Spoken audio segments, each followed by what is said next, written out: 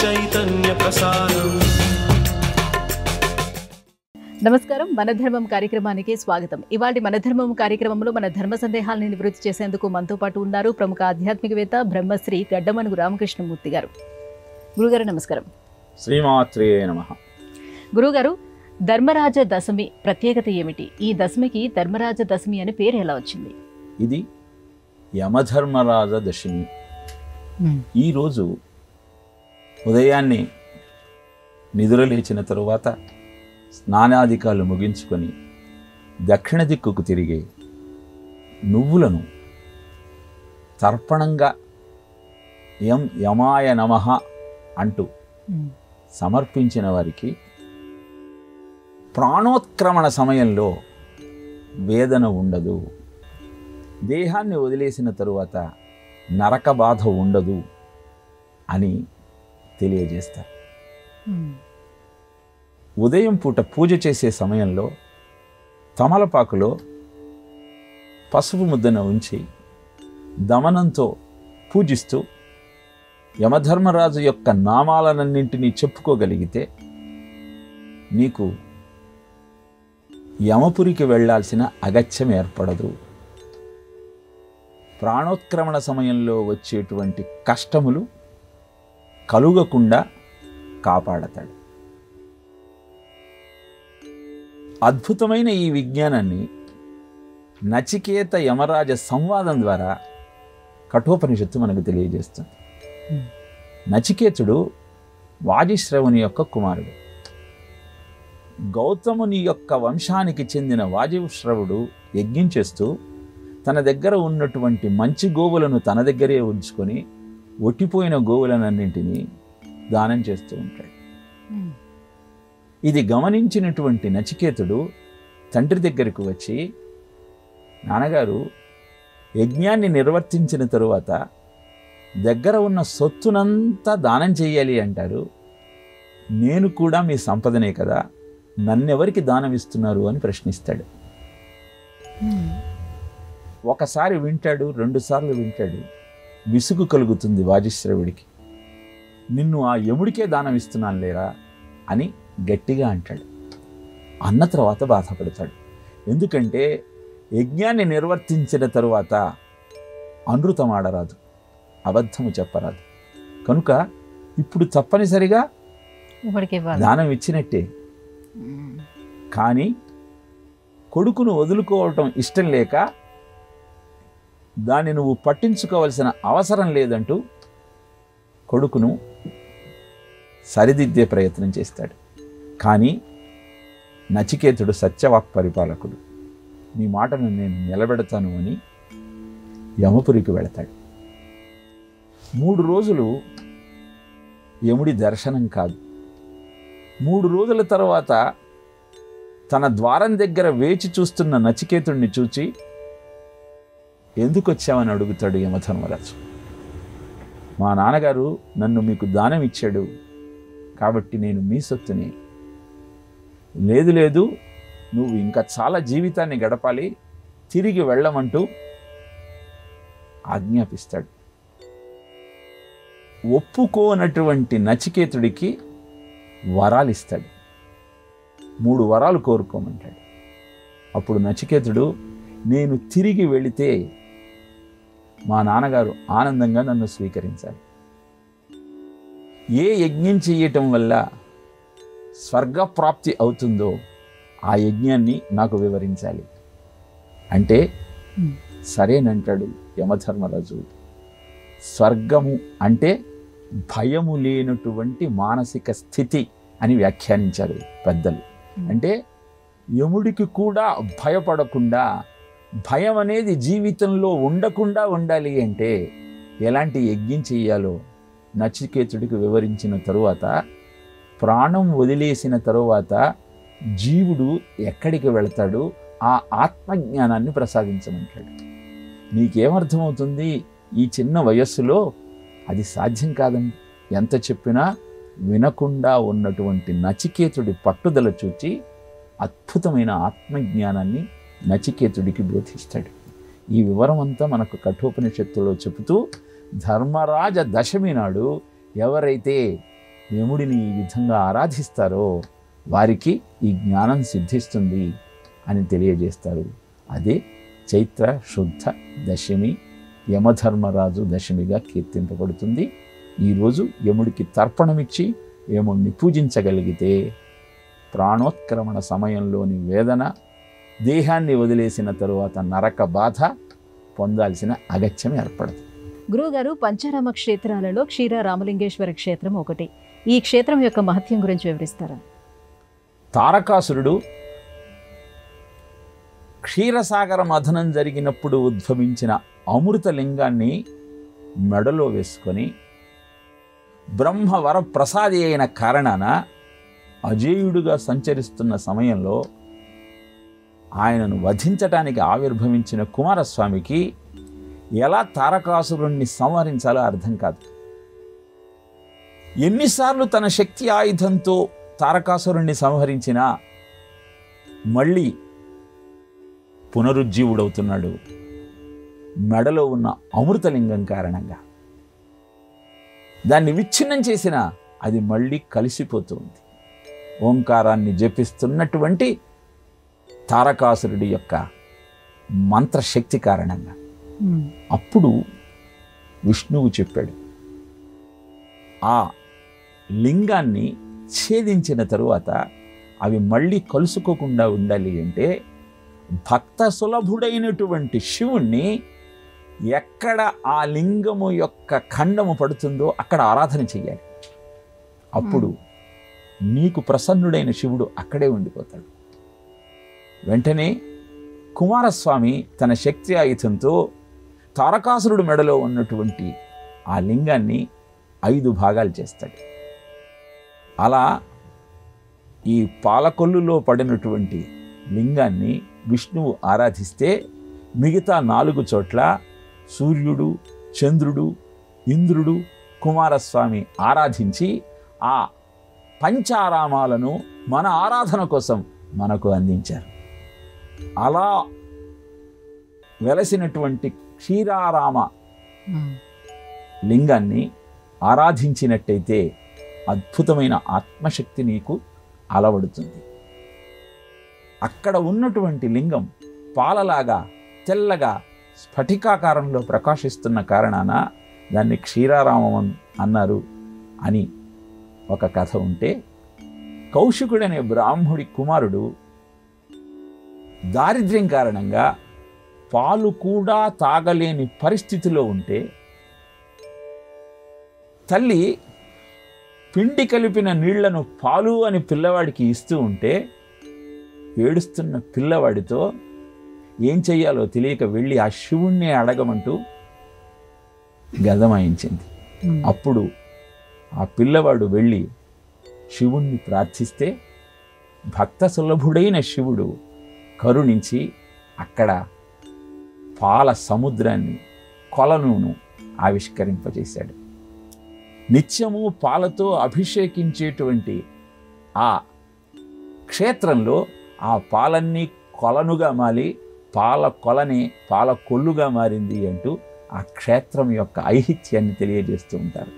అలాంటి అద్భుతమైన క్షీరారామలింగేశ్వర స్వామి కళ్యాణం జరుపుకునేటువంటి ఈ పర్వదినాన ఆయనను ఆరాధిస్తే అందరి జనుల కళ్యాణము, అందరికీ శుభములు వనకూడుతాయి. కనుక అద్భుతమైన ఈ పర్వదినాన ఆ స్వామిని ఆరాధించే ప్రయత్నం చేద్దాం.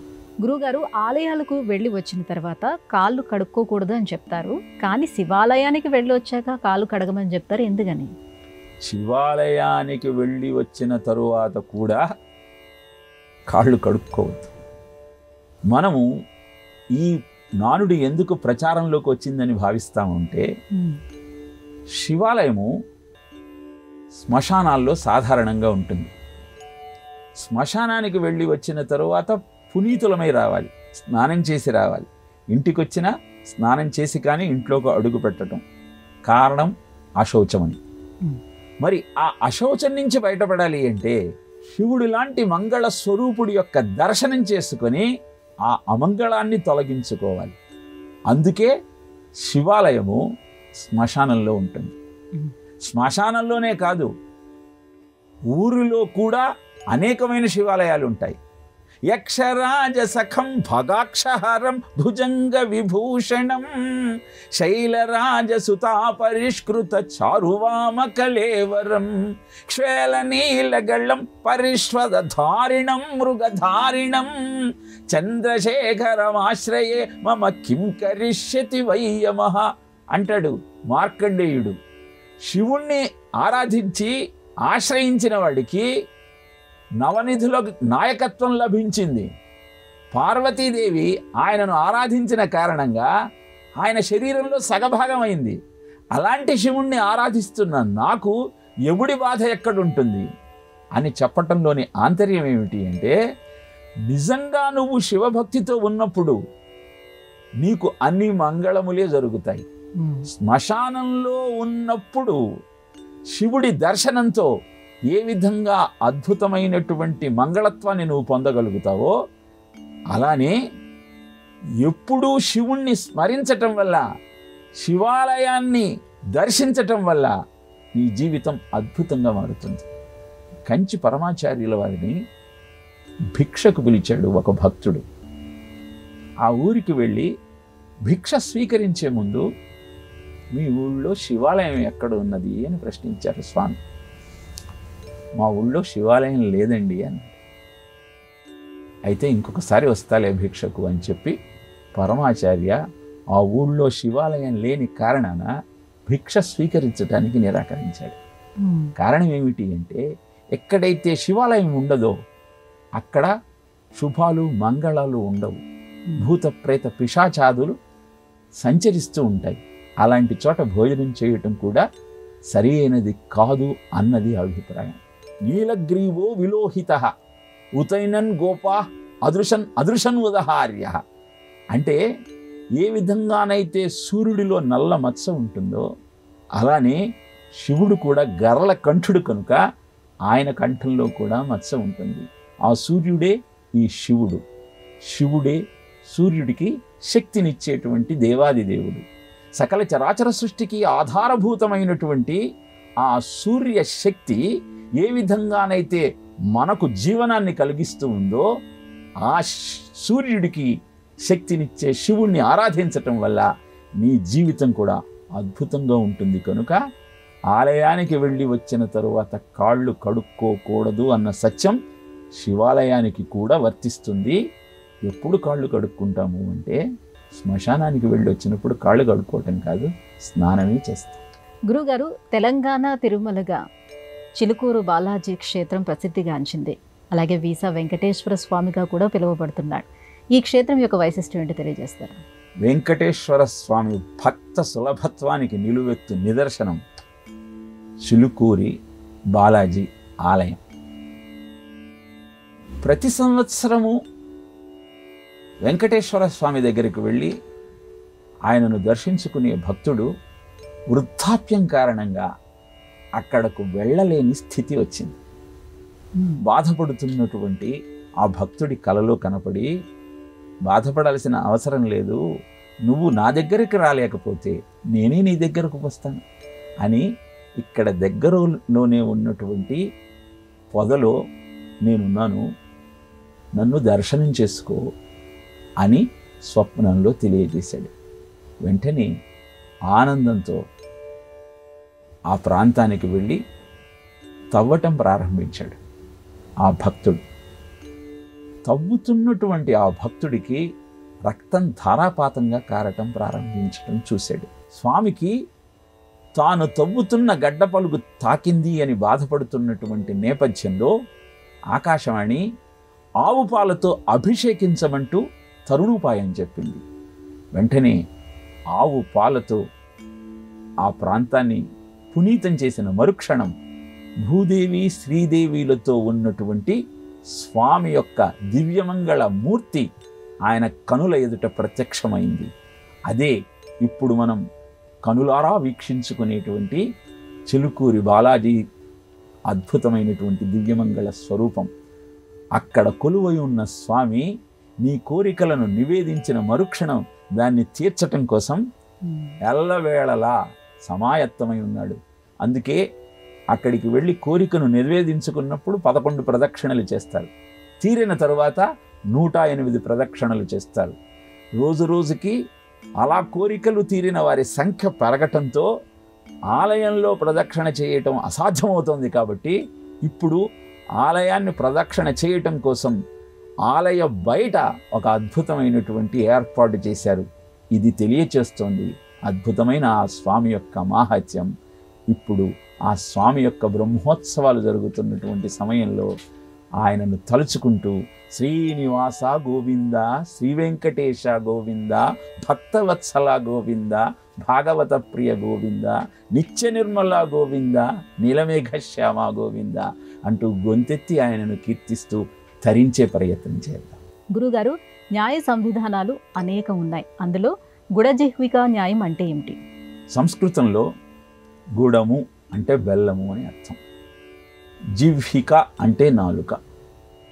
పిల్లవాడికి చేదుగా ఉన్న మందు తినిపించే ముందు తల్లి నోట్లో బెల్లం గడ్డ పెడుతుంది. దాన్ని చప్పరిస్తున్న పిల్లవాడికి తీయదనం తగలటంతో మళ్ళీ తల్లి ఇచ్చే మందుని కూడా బెల్లమే అనుకొని స్వీకరిస్తాడు.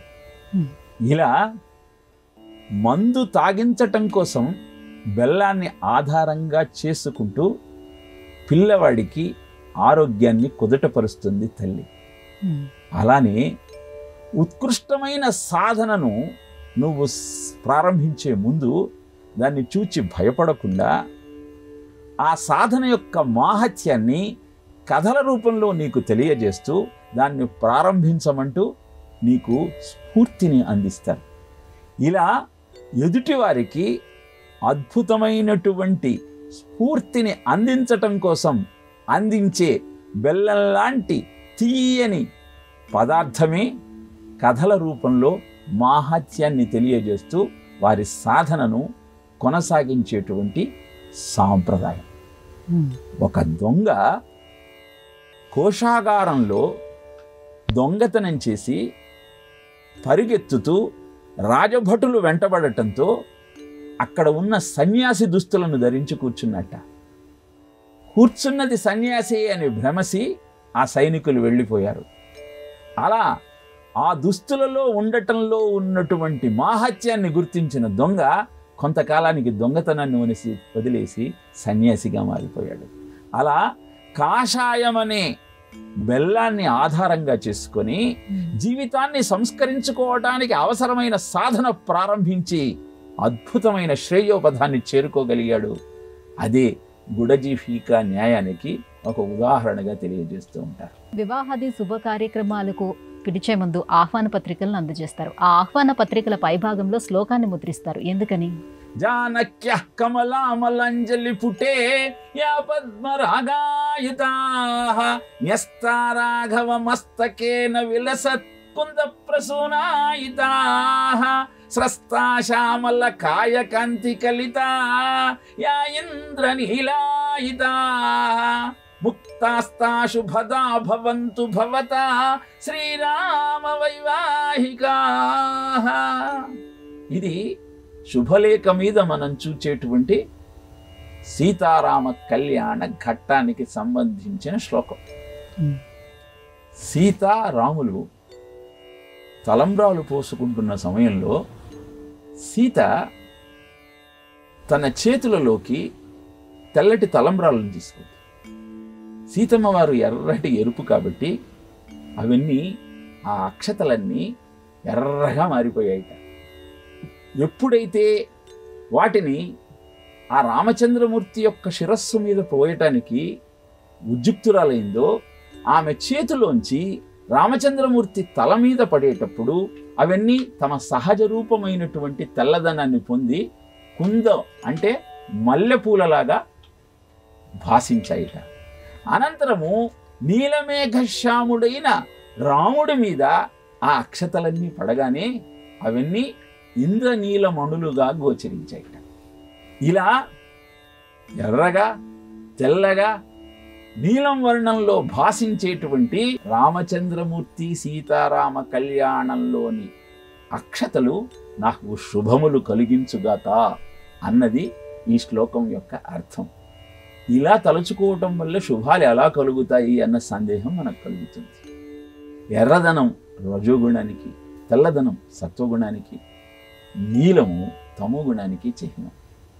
ఈ 3 గుణములకు అతీతమైన సీతారామచంద్ర తత్వాన్ని నువ్వు ఎప్పుడైతే అర్థం చేసుకోగలుగుతావో అది నీకు అన్ని శుభాలను అందజేస్తుంది. ఈ కళ్యాణ ఘట్టంలోనే ఇంకొక అద్భుతమైనటువంటి కథ చెబుతారు. సీతారామచంద్ర కళ్యాణంలో రామచంద్రమూర్తి సీతమ్మ వారి మీద మణులు, రత్నాలు, కెంపులు ఉన్నటువంటి అక్షతలు పోస్తూ సీతమ్మ తన వైపు తలెత్తి చూస్తే బాగుండు అనుకున్నట్ట. చూడాలన్న కాంక్ష పెరిగింది. కానీ ఎంతకీ సీతమ్మ తలెత్తటం లేదు. చూసి చూసి విసిగిపోయాడు రామచంద్రమూర్తి. సరేలే అనుకున్నాడు. ఏకాంతంలో సీతమ్మ కలిసినప్పుడు సీతమ్మను ప్రశ్నించాట. నీ ముఖాన్ని నేను తలంబ్రాలు పోస్తున్నప్పుడు తనివి తీరా చూద్దాం అనుకుంటే తలెత్తి చూడలేదు ఎందుకు అన్నట్ట. అంటే సీతమ్మ అందుట, మీరు నన్ను చూడాలనుకున్నారు, నేను మిమ్మల్ని చూడదాం అనుకున్నాను. కొత్త పెళ్లి కూతురైన నాకు తలెత్తి చూడటానికి సిగ్గనిపించింది. కానీ నా అదృష్టం ఏమిటి అంటే మీరు పోస్తున్న నీలమణులలో ఆ కాంతి మీ ముఖ బింబము స్పష్టంగా కనపడటంతో దాన్నే చూస్తూ అలా తల ఉంచుకునే ఉన్నాను స్వామి, తల ఎత్తాలన్న ఆలోచన నాకు కలగలేదు అని తెలియజేసిందిట. అద్భుతమైన ఈ ఘట్టం రామాయణంలో లేదు, కానీ భక్తుడు తన భావాన్ని ప్రకటించినప్పుడు ఇలాంటి ఘట్టాలు మనకు అద్భుతమైన ఆనందాన్ని కలుగజేస్తాయి. కనుక శ్రీరామనవమికి సీతారామ కళ్యాణ ఘట్టాన్ని వింటూ అద్భుతమైన ఆ దృశ్యాన్ని చూస్తూ పరవశించటమే కాకుండా వారి దాంపత్యం ఏ సందేశం మనకు అందిస్తుందో దాన్ని కూడా గుర్తించగలిగితే సీత అంటే జీవాత్మ అని, రామచంద్రమూర్తి పరమాత్మకు చిహ్నమని, వారి కళ్యాణం జీవ బ్రహ్మ ఐక్య సిద్ధాంతానికి నిలువెత్తు నిదర్శనమని మనం గుర్తించగలిగితే మన జీవిత సార్థక్యం మనకు సిద్ధిస్తుంది. గురుగారు, ప్రత్యవాయ దోషం అంటే ఏమిటి? ఒక కోర్కెను సాధించటం కోసం ఒక దీక్షను చేపడతాం. నవాహ దీక్ష 9 రోజులు అమ్మవారిని వసంత నవరాత్రుల్లో, శరద్ నవరాత్రుల్లో అర్చించే విధానం. ఇప్పుడు ఈ సాధన చేసే క్రమంలో కొన్ని నియమాలు ఉంటాయి. ఏకభుక్తము, భూషయనము, బ్రహ్మచర్యము, అశౌచ నివారణము, సత్సంగము. ఈ నియమాలన్నింటినీ పాటిస్తూ దీక్షను నివర్తించగలిగితే నీకు సత్ఫలితం అందుతుంది. కానీ మానవ మాత్రులమైన మనం ఆ సాధన చేసే క్రమంలో అప్పుడప్పుడు కొన్ని నియమాలను తప్పుతుంటాం, తెలుసో తెలియకో. ఇలా నియమాన్ని తప్పితే దీక్ష సఫలం కాదు. మరి నియమాన్ని తప్పకుండా దీక్ష చెయ్యలేము. ఏమిటి పరిష్కారం అంటే, నియమం తప్పటము ప్రత్యవాయు దోషమైతే ఆ దోష పరిహారానికి భగవన్నామాన్ని మించినటువంటి సాధన లేదని తెలియజేశారు. ఎప్పుడైతే పొరపాటున నియమం నువ్వు తప్పావన్నటువంటి భావన నీకు కలుగుతుందో అప్పుడు ఏ దీక్ష అయితే నువ్వు చేస్తున్నావో ఆ దేవతను ఆరాధిస్తూ ఆ నామాన్ని గట్టిగా చెప్పి ప్రయత్నం చేయి, జపించే ప్రయత్నం చేయి. గోపికలంతా కాత్యాయని వ్రతం చేస్తూ ఉన్నారు. వారంతా నీళ్లలో స్నానం చేస్తూ వస్త్రాలను ఒడ్డున వదిలేశారు. ఇలా స్నానం ఆచరించటం ఆ వ్రతము నియమానికి భంగం చేస్తుంది. అందుకే ఆ చీరలన్నీ ఎత్తుకెళ్ళిన కృష్ణ పరమాత్మ గోపికలతో అంటాడు, మీ వ్రత భంగం కాకుండా మిమ్మల్ని కాపాడటం కోసమే, మిమ్మల్ని కటాక్షించటం కోసమే నేను మీ వస్త్రాలను అపహరించాను. అలా భగవత్ కృప నీ మీద ఉంటే ఆ నామాన్ని నువ్వు చెప్పటం వల్ల ఆయన యొక్క కటాక్షాన్ని పొందగలుగుతూ నువ్వు ప్రత్యవాయు దోషాన్ని పోగొట్టుకోగలుగుతావు. ఎలాగూ దోషాన్ని పోగొట్టుకోవడానికి నామం ఉంది కదా అని చెప్పి దోషాన్ని కావాలని ఆచరిస్తే ఏ దేవుడు నిన్ను రక్షించలేడు. గురుగారు, ఇవాల్టి మన ధర్మము కార్యక్రమంలో మాకు వచ్చినటువంటి ఈ ధర్మ సందేహాలన్నీ కూడా నివృత్తి చేసినందుకు ధన్యవాదాలండి. కృష్ణార్పణం. ఇది ఇవాల్టి మన ధర్మం కార్యక్రమం. రేపటి మన ధర్మం కార్యక్రమంలో మళ్ళీ కలుసుకుందాం. నమస్కారం. ఈ కార్యక్రమాన్ని తిరిగి చూడాలనుకుంటే www.youtube.com/@ETV Life Spiritual లో చూడవచ్చు.